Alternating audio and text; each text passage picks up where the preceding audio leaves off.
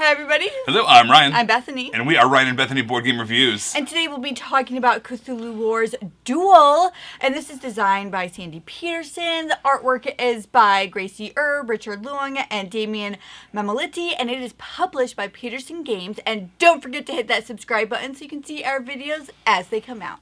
All right, you guys, when Cthulhu Wars came out, if you were like me, you were drooling over these massive, massive miniatures. They weren't even miniatures, they were bigatures, right?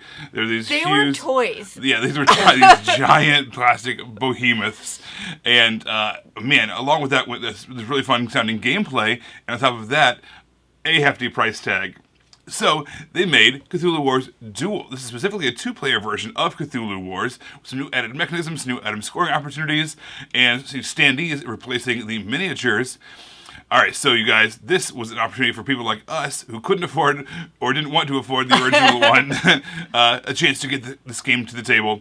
Let me talk about it, let me show you how to play, and then we'll talk about if it's worth it or not. Alright, here's our setup for Cthulhu Wars Duel. We've got our main map, and then on each side of the board, we've got kind of a home base for our red faction, which is the Black Goat. We also have our home base over here for the Great Cthulhu faction. Those are the two factions that come with this particular base version of the game. There are other factions planned and coming. You can kind of mix and match them as you go along. But primarily we're going to be talking about these two factions for today. All the factions operate differently. They all have their own board here. They also have all their own little figurines as well, which all have special abilities. You're also going to be achieving different spells and spell books, which give you even more asynchronous abilities. All these things have different things that make them apply. For instance, this one just says, once you awaken Cthulhu, you get to cover that spell book, in which case you get to go through your deck, pick one of the cards there, one of the special abilities, cover up that spot on your board, and now that ability is in effect. Sometimes they're one-time abilities, sometimes they are ongoing abilities, sometimes they're additional actions that you can now take, but they cost a certain amount of power. This is, at its heart, a combat game and also an area control game, but it's also more than that. You're trying to achieve victory points. If you can get victory points, getting them all the way to 30, the game end is going to be triggered. At that point, you're going to count up all your victory points, including hidden victory points, which I'll get to. Whoever has the most victory points wins. The end of the game can also be triggered by doing these rituals of annihilation along the bottom of the track here. If you ever get to that instant death, the very last spot on that track, the game is going to end that way as well. And same thing, you're going to add up your victory points and see who the winner is. There are 4 phases to each turn. First, you're going to have an action phase, which we're going to spend this power here, moving that down and down as you do each action. You're going to take an action, your opponent's going to take an action. You're going to take an action, your opponent's going to take an action. Back and forth until both of you run out of power.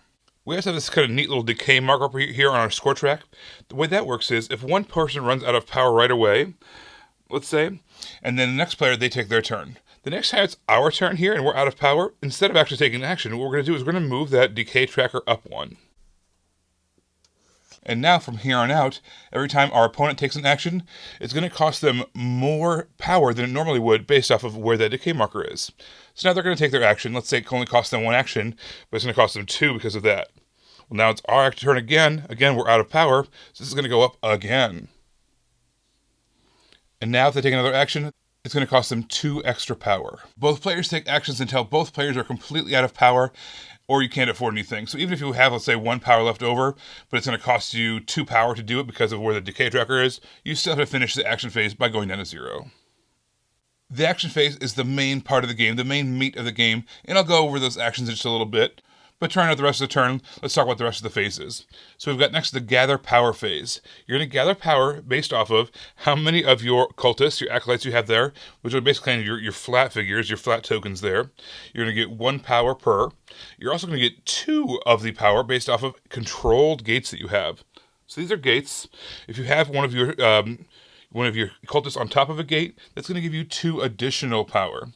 Also, let's say someone built a gate out there, but then they got defeated or had to run away, and that is an abandoned gate. Both players are going to be able to gain power for that, 1 power each. And then, of course, because this is an asynchronous game, some certain figures or powers or spells might give you even additional power on top of that. But you're going to gather how much power you get, and you're going to raise your power meter back up. The next phase is simple. You simply determine who the first player is going to be in the next round, and that is going to be whoever has the most power. So that's another reason to get power, so you can go first.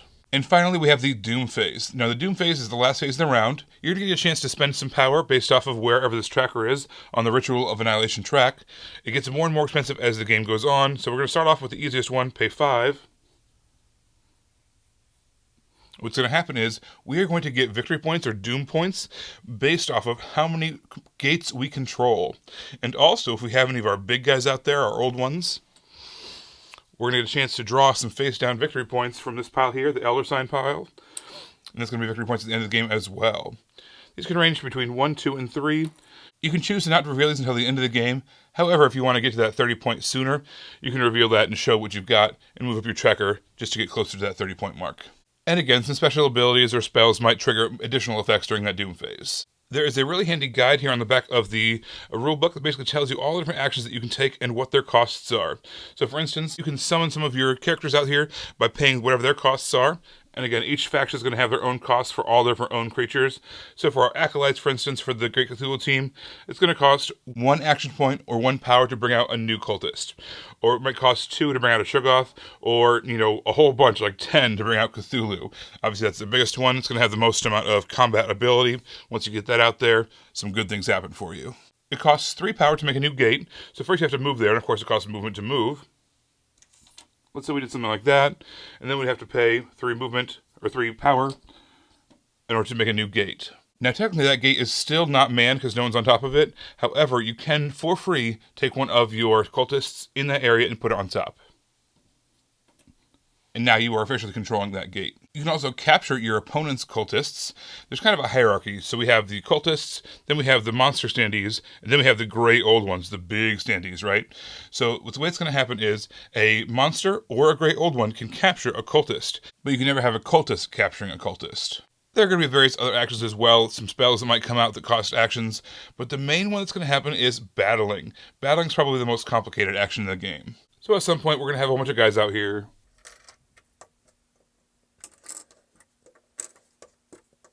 And if they ever move into the same space, you can spend 1 power to create a battle.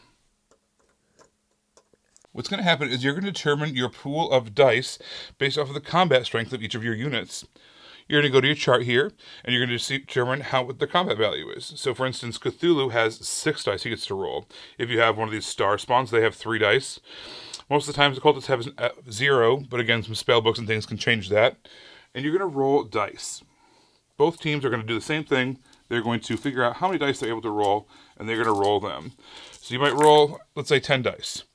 All the 6s that you roll are going to be instant kills. All the 4s and 5s are wounds that basically cause your opponents to retreat, and then 1s, 2s, and 3s do nothing. In this case, we rolled 2 6s, so our opponent is going to choose 2 of their pieces to move off the board. Usually they're going to choose their weaker, smaller pieces, and they're going to leave out their big ones. But again, we also have some retreat left over. So let's say they had to remove this guy and this guy. We've still got some retreat over here, some 4s and 5s. That's going to cause them to move to an adjacent location of their choice. And you can choose to roll dice simultaneously, or you can do one after another. You do still get your full combat strength. Even if, let's say, I was able to knock out a couple of their players, their combat would still count for the sake of rolling dice, and then I would have to react and lose pieces or retreat based off of their results of their dice. Anytime you cause your opponents to lose pieces through some of your actions or battling, you are going to gain doom points or victory points based off of their cost. So for instance, the little guys are going to be 1 each usually. If you're able to knock out their big one, that can be like 8 or even 10 victory points, which is huge. So that's basically how to play the game. So the main ways to earn victory points are, you are going to attack each other, get victory points based off of how big and how expensive your people that you were able to knock out were. You're going to get victory points based off of doing the rituals of annihilation. You're also going to get victory points based off of all the different elder signs that you've gained throughout the course of the game. And of course, as always, you maybe have some special abilities that might gain you victory points as well. At the end of the entire game, whether it's because the Ritual of Annihilation track was finished off, or because someone got to 30 points, you're going to count up all your victory points, and whoever has the most points wins the game. The asymmetry on this game was actually really easy to understand. Whenever we played, regardless of who we were playing, I totally understood, what the other player's objective was, what their little standees or monsters could do, as opposed to what mine could do. I just thought it made a lot of sense. And on top of that, it was really balanced. The different, because you win slightly different ways, right? You're still trying to get the most points overall, but you're doing it in a slightly different way. And I felt like that was really balanced. This game is going to be labeled a lot as a basically an area control game or a combat game, and that is definitely still true. But I also don't want that to undermine the fact that there's other things going on as well. There's just, so in order to get points, of course, you are taking out your opponents, and in order to get points, you are trying to control the most of the gates. That way you can, when you do the rituals, you can get a lot of points that way. But there's also this really nice action economy going on here, where you gain this power, and then you spend that power as wisely as possible to, bring out new troops, move around, attack, do those rituals, all those kinds of things. So there's a little bit of an economy there as well. I thought that was a really nice twist on things. It gave you more to think about, more to do. And also there's all the special abilities to worry about, all of your different spell books and things, and all of them trigger different abilities as well, that made you have to think more than just this simple, basic, I've got big power, they've got little power. I'll attack, or whatever. So all the strategies were viable, and playing your character's strengths was a lot of fun. Every time it was different. This game featured a pretty interesting catch-up mechanic, which I felt like did two great things. One, it didn't punish the person who was able to power up more. When you have a game like that, and there's just sometimes you need catch-up mechanics, or it's not fun, but there's a catch-up mechanic that almost seems to punish the person who's doing well, and you're just like, why are you punishing me? But I felt like this didn't happen. It had this catch-up mechanic when it came to power, to where it just made it ensured that the gameplay was fun, basically. And so it made it to where you were still viable, you were still having competition, but you weren't being punished if, A, you were able to power up really well. It just brought about really interesting and still fun gameplay. Yeah, so we mentioned this game is specifically a two-player game. This is a dueling game. And with a big game like that, a lot of times I expect this big old time frame to go with it, which was fine. A lot of times dedicated evenings like that are a great time for two players. But this came in at the 20, 25-minute mark, which I thought was fantastic. I almost said 25-mile mark. This 20 to 25-minute mark, which was great. You could play this incredible experience in 20 minutes. And then you could switch factions and do it again, all in under an hour. Something like that was just a ton of fun, and I really liked being able to get this big, grandiose feeling area control games in a much smaller package than what we've kind of been accustomed to in the past. Speaking of a smaller package, the only real complaint I had about the game is that I really wanted the board to be just a little bigger. Sometimes when you had all the pieces on the board, you could be confused about what section something was in. Yeah. But that's basically I just wanted it just a little bigger. I just this much. Yeah, but could you imagine what the minis would have looked like on that board? How much space they would have taken up? Yeah, no, I did not want that. I just wanted the board to be a little bigger. But overall, this style of game is not my forte. It's not something that I gravitate towards. However, I thought that they did a really fine job with this. If you like that type of that two-player game where it's the area control and a little attacky, and you like Cthulhu, I would definitely check this out. I feel like this is something that you would really enjoy.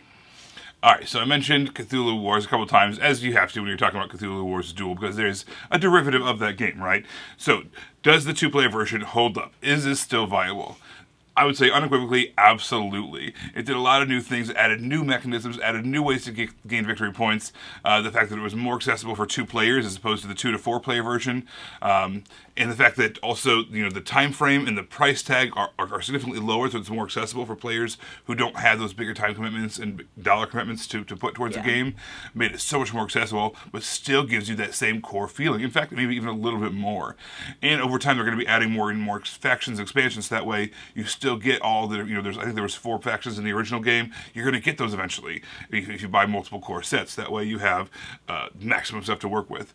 So, does it hold up? I think so. It is different enough to own both, but at the same time, you're going to want to play this one with 2 players, play the bigger one with 4 players, and if you want those bigger minis, that one's obviously the way to go if you can swing that.